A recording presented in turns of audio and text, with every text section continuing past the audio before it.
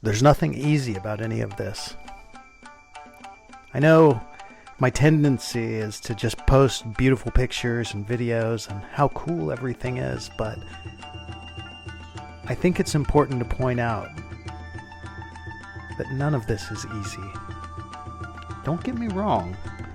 I'm glad that I'm here. I'm glad I made this decision, and I'm grateful for this opportunity. But there are so many challenges, not the least of which was walking into this house and realizing, oh no, it's a mold trap. And then, even as I started cleaning, I realized, wow, I thought Hokkaido was going to have a climate like the Pacific Northwest, and it kind of does, but it's also got that Asian humidity that I was not expecting at the same time. So if you can imagine Seattle, but humid. Humid like the Philippines, and then you're kind of close to where this is. And I'm not too terrible with the humidity, but it does make it hard to dry things. When the humidity's high and you put things out on a line, forget about it. They just stay wet. The other challenges are, of course, being away from my daughter, who's a new teenager and who I miss so much. I talk with her, or text with her, or FaceTime with her every day, but still, it's not quite the same thing, but I'm grateful for the technology and that it allows that. Another big challenge is loneliness. I don't know anyone in this town. I've tried to make a few friends online, but so far I haven't met any of them. There's not a big expat community here. There's a few, but I haven't met them yet. And there's also not a huge number of English speakers here. So I walk around and I use my very limited Japanese skills to say thank you very much and hi and things like that. But mostly I am alone. So alone. And again, I'm mostly okay with that, but there are moments when I look around this house and this cool property and I think, how long am I going to be alone here? I'm not alone in terms of the bugs and the lizards and the bees and the birds and the crows that are outside, or even the neighbor ladies who have made the most beautiful gardens. I see them traipsing up the hill every morning. Their garden right past my living room window. They go up at like 5 a.m. and then they come down with their produce. They work in the garden a little bit and they're stooped over like crazy. It's inspiring.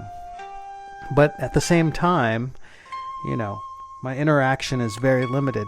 Thankfully, I have the Apple Translate app, which is pretty amazing, but not ideal. It cuts out sometimes in the middle, and sometimes it gives really weird translations. Like, I'm pretty sure that the guy installing the heater didn't say New York fuckboy.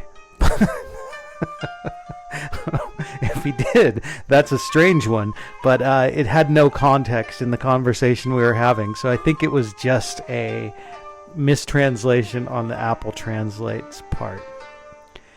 Now, I did have one weird experience yesterday. Yesterday I decided to just kind of take it easy on the cleaning. I've got things mostly clean enough at the moment. Like, it's not spotless, but it's clean enough to feel someone could come visit and I'd be fine with it. But I decided to go visit the park yesterday. Otaru has big, beautiful parks. So I decided to go to the park and maybe go out to where the aquarium is and look at the ocean there. There's a surf spot out there, which I don't surf, but, it's pretty cool that I'm still in a place where there's a surf spot and there's some beauty, some scenic stuff out there.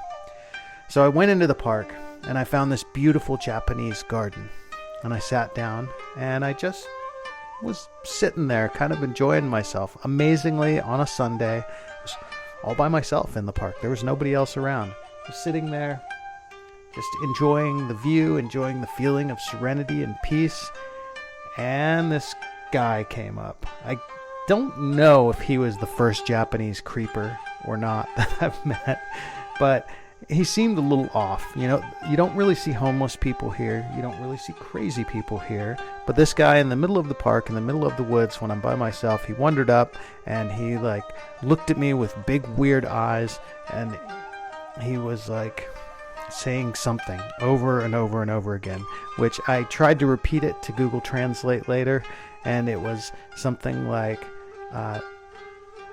this is my home, this is my home, or where is your home? It was one or the other of those two. It was like, where is your home, or this is my home. But it translated on Google as at home, at home, at home. And he was obviously a little unhinged. So I said into the translate, I said, I don't speak any Japanese. I'm just enjoying being in the park by myself, alone. And he said he saw that, and then he kept saying the same thing, at home, at home, at home. And so I just said sayonara, and I walked away. And it wasn't the same sort of like weird, hectic, dangerous experience that you would have in the U.S. if you were sitting in the woods by yourself and a, you know, seemingly deranged person came up. But it was the closest that I've had to that here. So I say loneliness, but you're never alone when there's crazy people around. Which, you know, who knows? Maybe I'm one of these crazy people. The more I look at what I've done here, the more I realize what an absolutely insane thing it is. You know, I've bought a house on a mountainside in a tourist town in northern Japan where I don't speak the language. I don't have any particular skills in building or renovating or fixing things. But here I am. I've cleaned it. I've managed to, you know, with the help of the real estate agent, to get the power on, and by myself to get the internet installed, and to get a phone number, and to register at the local ward, the city government offices, and now I can get a bank account.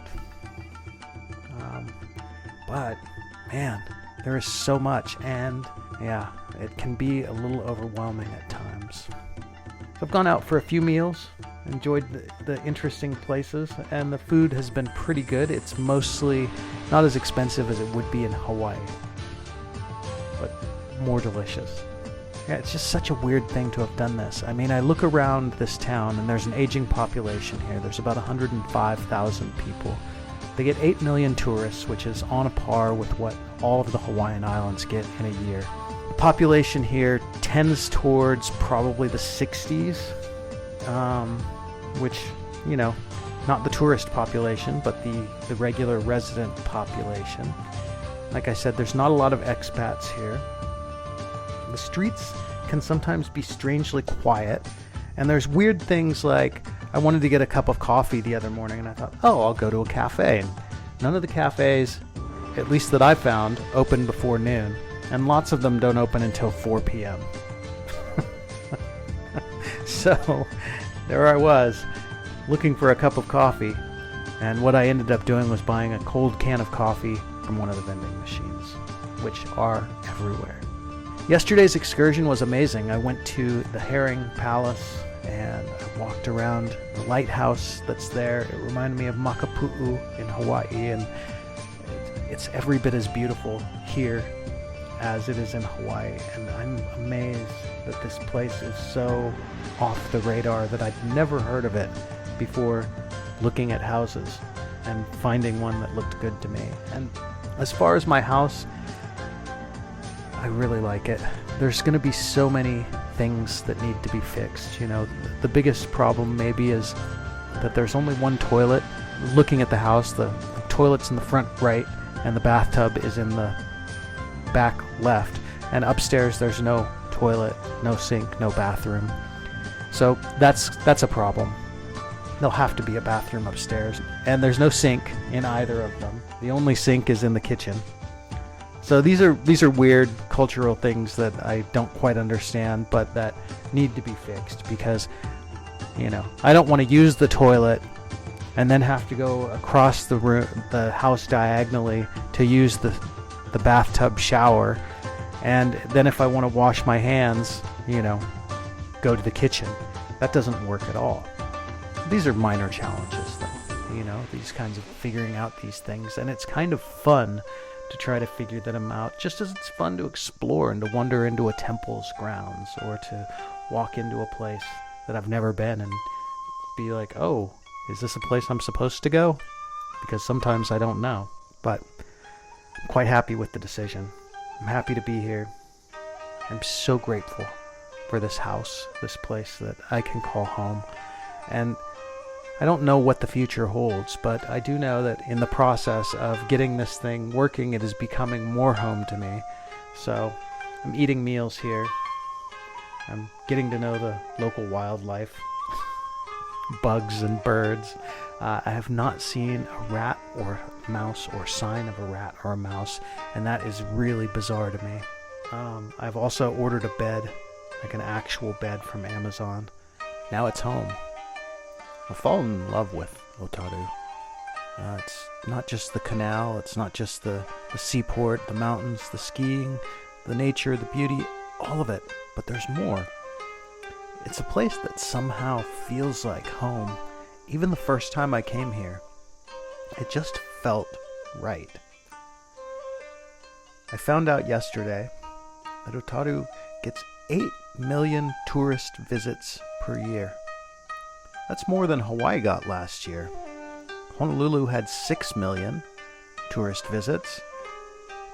And at its peak, I think the Hawaiian Islands got somewhere around 10 million visitors. And yet, Otaru gets 8 million. It's a population here of about 105,000. And I've just barely scratched the surface of it. I've barely started exploring. I mean, I bought this house without knowing much, but just feeling right. How did I find Otaru? That's a good question. It's a really strange story, and I hesitate to tell it because you'll probably think I'm crazy. But here it is. In 2020, when we were all in lockdowns, having to stay in our houses, I started a meditation ritual. I would sit, I would meditate, and this image kept popping in my head. It was, when you close your eyes, sometimes you see light. Well, in this case, it was a shape that I was seeing of light. And for the longest time, I thought, what is that shape? And I drew it because it was the same shape every time. I thought maybe I was getting a light from the window or something else, but nothing seemed to make sense. Something told me to look at Google Earth and see if there were any islands shaped like that. I looked at the Canadian islands on the East Coast. I looked at the European islands, Mediterranean, the Caribbean, South America, Philippines, but nothing quite fit that shape. And then I looked at Japan, and Hokkaido's huge. And there it was. It was the shape I was seeing all along, was Hokkaido. I didn't come straight here and buy a house. There's a long process to that. That was 4 years ago. I didn't come here for the first time until this spring when I came to look at this house. And how bizarre was that? Everything was covered in snow. The house was buried in 10 feet of snow. I walked through, I looked at it, I read the description, and I said, I'm gonna do this. And I guess I'm living the dream.